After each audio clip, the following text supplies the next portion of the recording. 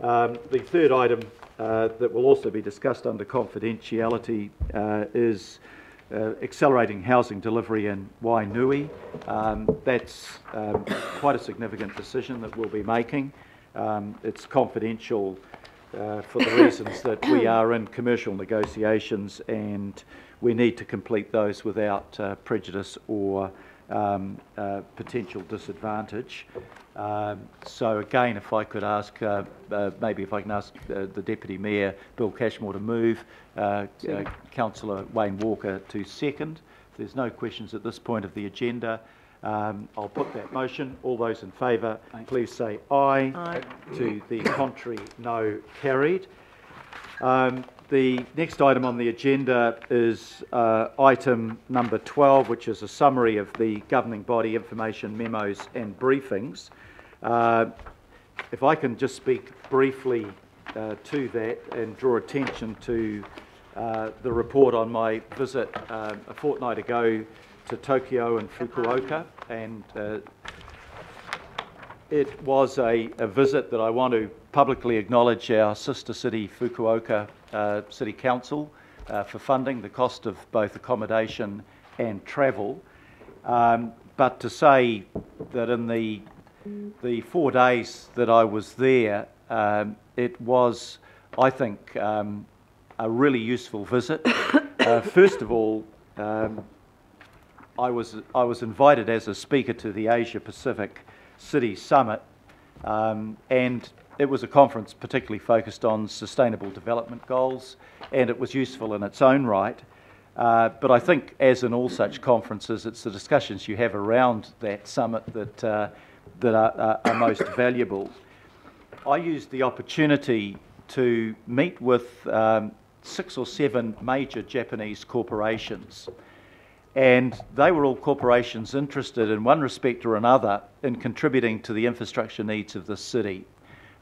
Many of them had housing expertise, such as Sumitomo Forestry Corporation, already active in New Zealand through Nelson Pine Industries. There was Mitsui, there was a range of others that had both environmentally sensitive and innovative approaches to housing. And a number of the companies were involved with doing both modular and pre-assembled housing, which I think are the sort of innovative techniques that we're going to need if we're going to build the level of housing that the current government is committed to. Each of those meetings I think were worthwhile. I was accompanied by Nick Hill from ATEED, but I was also accompanied by the investment experts from New Zealand Trade and Industry, and they are following up. I think the more competition we can get into our building and construction industry, particularly with some of the difficulties that it's encountering at the moment, the better. And these are all firms that have extensive experience and a track record that backs them up. They're interested in housing, they're interested in rail, in particular light rail, and I want to draw attention to the fact that the Mitsubishi Corporation is currently constructing light rail in Canberra, 12 kilometres of light rail, and it's a build, own, operate and maintain and then pass back to Canberra. And it's companies like this that I think offer the chance for us to successfully conclude infrastructure projects in a timely and in a cost-effective way. The other area of interest is in terms of hotel construction, and we clearly have a need for that. For those that were worried that threats that were made and that the hotel industry would somehow pull out of construction in Auckland, you'll be delighted to have seen the rate of announcements of new hotel construction that's currently going ahead at the present time. One of the last things that I looked at that I know will be of interest in particular to a number of councillors is the use of hydrogen as a form of energy. I think it's pretty smart getting an electric car. The Deputy Mayor of Fukuoka has a hydrogen-powered car, which is one step forward. It runs out of wastewater, cleaned wastewater from their sewage plant, and the electricity needed for the electrolysis process to create hydrogen gas from water comes from the methane gas emitted from the sewage plant. It has a range of about 300 kilometres. He was kind enough to lend us the car so we could get to the airport. It's technically feasible, and at least 2 of the companies that we visited were interested in developing proposals for New Zealand. At the moment, the technical aspect is fine. It works. The only residue it creates is water, so it doesn't create any carbon emissions. The economics of it still need to be worked through. But one of the companies, and I have it listed in the report, is interested in New Zealand as a possible source of hydrogen gas exports from this country, on the basis that we have quite a significant amount of electricity, which is all sustainably produced, and electricity is the major energy component that goes into the hydrogen process. So that was good. The third thing I just wanted to mention, we've got 5 sister cities in Japan. We hadn't had the opportunity to visit any of them. A little bit embarrassing, particularly with Fukuoka, because the mayor has been here in each of the last 2 years and donated and acknowledged Councillor Kathy Casey and some of the other councillors involved with the Fukuoka Friendship Gardens. They were delighted to see us there. It was interesting. Protocol is very important in Japan, and at every part of that summit I was seated next to the mayor of Fukuoka. Wow. There were 38 cities from 17 countries represented there. But I also got the chance to see another sister city, Shinagawa, which we have a 25-year relationship with. I think Councillor Wayne Walker, you were over in Shinagawa. And Fukuoka. Yeah, and the other one was, I've got to get the pronunciation correctly on, Utsunomiya. And at every point you saw just how important that sister city relationship was. Utsunomiya came, they travelled, the council travelled 100 kilometres to Tokyo to meet with me because they put that importance on the sister city relationship.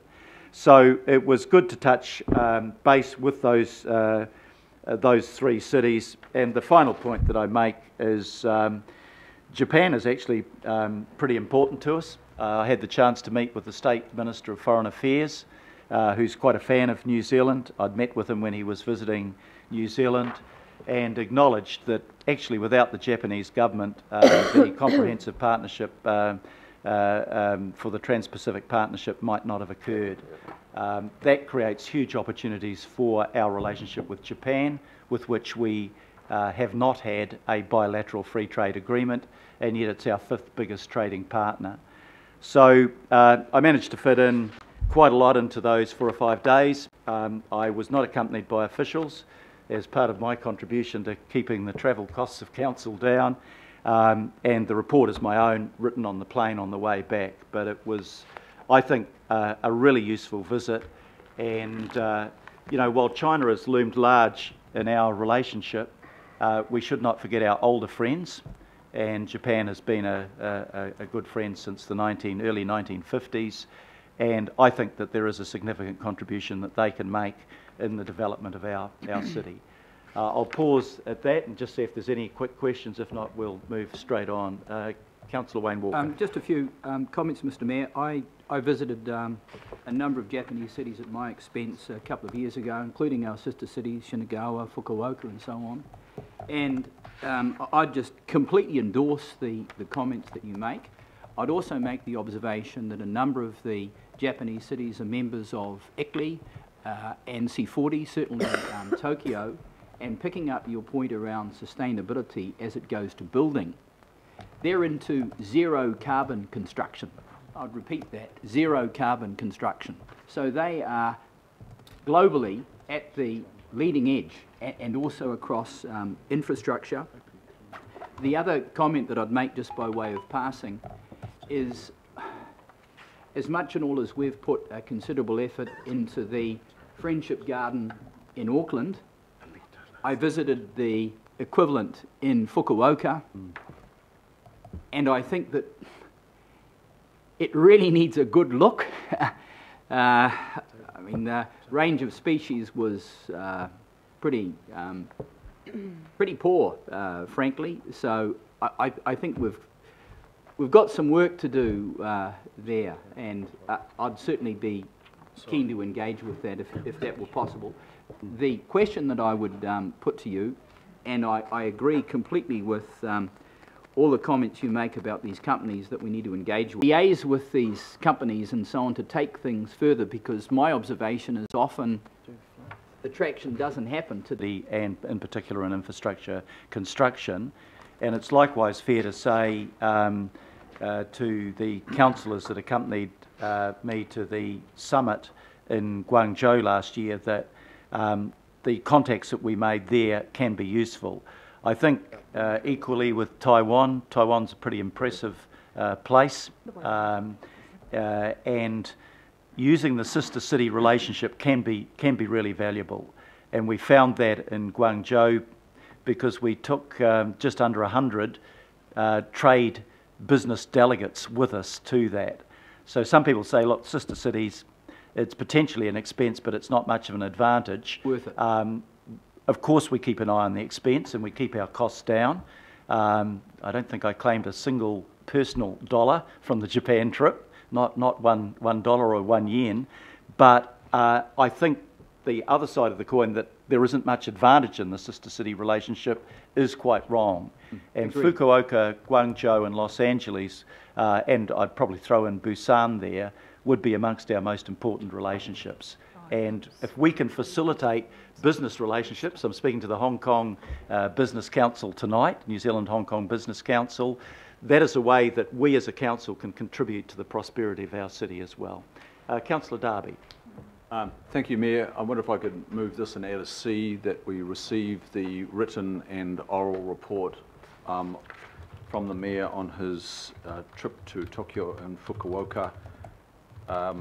And I think it's important to also maybe add a comma there, funded by the generosity of the Fukuoka City Council. If you're in agreement with that, no, absolutely. I think it's appropriate. Mayor, this was a quick turnaround. I did experience you undertaking a similar trip in Guangzhou, and I know the pace that you like to perform at and get the very best out of these trips. This is obviously beneficial, clearly, but you're modest about the openings that occur there, because they don't just occur, and I've had reports back on the Fukuoka trip from trade staff at a ministry who are really impressed with what opened up there, and their common feedback was there's a huge respect for you there as the mayor of this city through the relationship with the sister cities, but it's also created by your long relationship with that part of the world through your ministry role as being Minister of Foreign Affairs, Trade, etc., and Leader of the Opposition, and we are getting the benefit of your long political history, not just your role as mayor of this city. So I'm really grateful for you opening these opportunities up, and out of this comes greater opportunity for not just Auckland but New Zealand on some really big matters. Thank you. Well, thank you very much for those kind words. I think one measure of the success of the trip was the embassy, and Ambassador Stephen Payton accompanied me, or the Deputy Head of Mission, on most of the visits, but they put on a reception at the embassy. We got 110 largely business people along. They said that's twice as many as any previous minister had received, not the Prime Minister, I should hastily add. So I think there was value, and there was a really good response and an interest in engaging in Auckland. And I think it's fair to say too that our reputation in that part of the world is pretty good. Auckland is seen as a go-ahead city that is growing, that is creating opportunities, and that people want to partner with. But thank you very much for the amendment, which I'm happy to accept. Councillor Watson. Thank you, Mr. Mayor. And I'm heartened to hear that you've placed some importance on improving or at least maintaining that historic relationship with Japan, because it's a very important one, and there are a lot of Japanese people who are actually resident in Auckland, and as you said, a number of their businesses. And certainly in the previous term of council, that Japanese relationship took a bit of a pounding when RFA trashed the Fukuoka Friendship Garden. So I think it's important to realise that did have repercussions in Japan. The Japanese, as you'll know, are not the people to go around shouting things from the top of the rooftop, but it was damaging to our relationship, and I'm pleased that you're making an attempt to remember how long that relationship with Japan has been in existence and how important it still is. Just one question though, and it's one that this doesn't go to you, but that goes to the councillors, is that with Japanese delegations, or which from time to time we see a bit of, you know the protocol in terms of exchanging gifts, and that's part of their culture, and I suspect it's part of other countries' culture too. One of the lackings, as far as I've been made aware of in terms of my limited interactions, is that we don't appear to have anything that kind of symbolic or representative of Auckland Council, some cheap knick-knack, or call it what you like, that can be exchanged in instances like that. Now, I'm sure you were looked after by the International Department in Japan, but just as a councillor, it is very embarrassing at times when there is that interaction. You go through that process, and as of yet, you know, I think of the old Auckland City Council. They had, you know, ties and little plates and things like that. We're a super city now. We have a lot of interactions. I think it'd be very helpful if we had something that councillors could make use of, local board members perhaps evenly, in instances where there is this exchange and where that protocol is important to these other cultures. Thank you.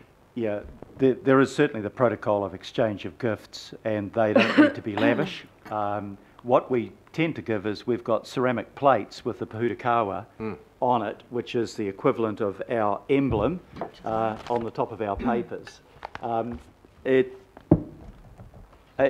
It's deemed to be a reasonably appropriate presentation to make, but it may be useful if we had something on a smaller scale. If individuals are going and you want to leave something with a person, it might be a badge or whatever, but something just to acknowledge the exchange between the cities.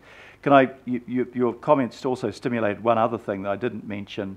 Two of the places I went have close relationships as sister cities with us through secondary school exchanges.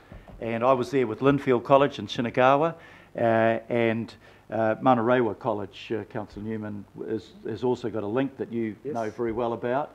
And I actually think one of the most valuable things about the sister city relationship is not so much us there, but our kids having the chance to engage in and develop lifelong friendships with people in another culture.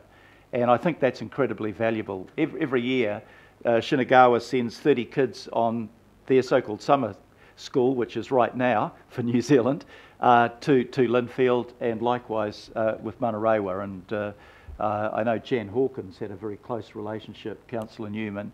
So I think that's valuable in its own right. But yeah, on the actual presentations, they're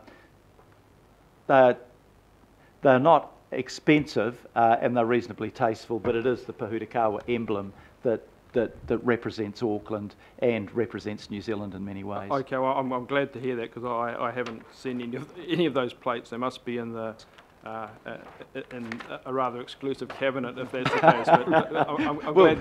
We'll try and give you access to it, Yeah, Councillor, so you can have a look at it. Yeah, and just sort of just responding very quickly to your comment about the schools, that's a very good point. They go right across Auckland, of course. There's relationships that go back several decades, but I would just say that in terms of the decline of Japanese in the curriculum, in terms of popularity at schools now, it's even more important that those exchanges are kept going for the reasons that you mentioned, and I think the Consul General is aware of that too. So anything Auckland Council could do to maintain that exchange, even in the face of this declining uptake of Japanese as a language, is very useful. Yeah, no, I endorse that point. I think that's a very good point. Councillor Hulse. Thank you. want to make 2 points, but I just want to clarify something. Our global partnerships team do an extraordinary job. When you are officially representing this council, receiving a group of overseas dignitaries, global partnerships have wrapped gifts. You could not be better supported. And I know, and thank you to Councillor Bartley, you supported and represented us in the Kakugawa student exchange. So Councillor Watson, when you officially represent this council and are invited to do so, the gifts are provided and it could not be smoother. And I just want to make clear that global partnerships are an extraordinary team and work very hard to do this. If you just, off your own bat, are part of some, sort of interaction, then I don't think there are gifts available, and neither should there be. But at an official level, that's how it works.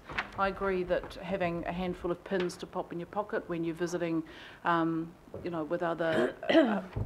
with other countries would be a useful thing to do. But I also seem to remember a very heated debate about making sure that global partnerships and the expenditure exercised by global partnerships was severely curtailed. So, we have to just be careful what we ask for. Mr. Mayor, can I just follow on from Councillor Darby and say well done? There's a huge amount of nonsense reported in the paper about councillors travelling. I think there's only a few of us who do, and it's not a fun business. It's hard yakka and it's exhausting. And looking at the schedule here, I don't know how you came back standing. So well done, and thank you for representing us so effectively and so well. I do hope that in the next term of council we have more councillors put up their hand to represent council overseas, because it's a pretty big ask to take a week or so out of your life to travel, to do it on an absolute shoestring to make sure that every ratepayer's dollar is stewarded effectively, and to do so with absolutely no support away from home. So let's not underestimate the challenge involved in here. And I'm very hopeful that we no longer have the narrative around this table about junkets and about trips and about first-class travel, because you look at this schedule and what you achieved, and that certainly was not what that was about. So if I sound a bit grumpy, it's because I think this work is actually the work of the governance table of the amalgamated Auckland, and we should all step up and do this. I know that Councillor Cashmore, one of your side corridor conversations when you were away overseas with the mayor at the tripartite, has actually resulted in some fantastic business for the city. Our visits to Busan and our relationship with Busan through film actually resulted in a roundabout way with our Korean owner of the film studio, with Meg being shot here, which has returned millions and millions and millions of dollars to our filmies out west. So this stuff doesn't happen without handshakes and discussions and face-to-face, and sometimes we have to go to someone else's place to do it. We can't expect everyone to come here. So thank you, and thank you to the councillors who step up and do this stuff overseas, and I hope that the support from back home is loud, proud and united. Thank you. Happy to volunteer for the next trip to Japan. Thank you. And I endorse the comments about GPS. They did a very good job. Yeah. Their briefings were well prepared, and I just need to acknowledge New Zealand Trade and Enterprise and MFAT and ATED as well. We do best when we act as New Zealand Inc. and we work together, and we certainly did that on this trip and the Guangzhou trip. Councillor Kathy Casey. Oh, just to say, I did volunteer to go with the mayor on that trip, and he said no. It's an 18 thing. So my hand's still up, John. You're okay. second in the It was queue. qualified. If you could find sponsorship and pay for yourself, you were very welcome. Yeah. My question though, it's something that was prompted by John, and it's a hobby horse, and I'll raise it again because it covers not just international visits, but councillors on a weekly basis address groups of people. Schools, community groups, all kinds of people. And one thing we have never had, which would be so useful, especially for international groups, is a simple brochure that shows the mayor and the councillors of Auckland Council, and just maybe a couple of sentences about what we do to give out. I know pieces of paper, we're trying to be a paperless council, but in this in this particular instance, it's really, really hard when you go to a school with, there is nothing to give out. There is nothing to give out. And that would be, I think, useful for all kinds of groups, including when you go overseas or international groups come here, like the schools. We've all done the international groups in the chambers. And what we end up doing is we photocopy off the A4 that Democracy Services use when you have to recognise the councillors. And it's kind of tacky. Tacky. Yeah, tacky is a good word. So, I mean, I'll just make a plea again for a nice colour brochure that can last 3 years. Yeah, for at least 3 years, as in the case of the elected representatives. That's maybe, Stephen, if I could just ask you to pass that on to the comms unit. I think we do need something, particularly for school visits, that many of us do. Last comment, Councillor Wayne Walker. Just a question of the Chief Executive, and I'm assuming that we're also looking at the forward work program in this item. Yep. Just a question, just around the America's Cup 2021 and the City Rail link. Are we progressing the Public Works Act around any acquisitions associated with either of those projects? Through you, Chair, certainly the City Rail link, we have, through Auckland Transport, we've made extensive use of the Public Works Act. Okay. To my knowledge, nothing is planned for America's Cup activities at the moment. Okay, thank you very much. And the other question just goes to the review of council-controlled organisations, particularly the accountability review around increasing transparency, responsiveness, recognition of funding, alignment. Just where is that process at this point? So through you, Chair, we've alerted by formal memo the CCO Chief Executives that this accountability work is underway now that the Auckland plan has been, refresh has been completed and launched, and that work will carry on over the remainder of this year and early into 2019. So what's the end point? The end point is a refresh of the accountability expectations, the way we use all of the levers to influence how the CCOs operate, how they report to us, and you'll be engaged in that work as Alistair Cameron and the team go forward. Thank you. Thank you very much. Okay, we have the resolution in front of us. It's put the whole resolution moved by Councillor Darby. Have I got a seconder for the resolution? Councillor Holtz. I'll put the resolution as amended by the addition of C. All those in favour, please say aye. Aye. To the contrary, no. Carried.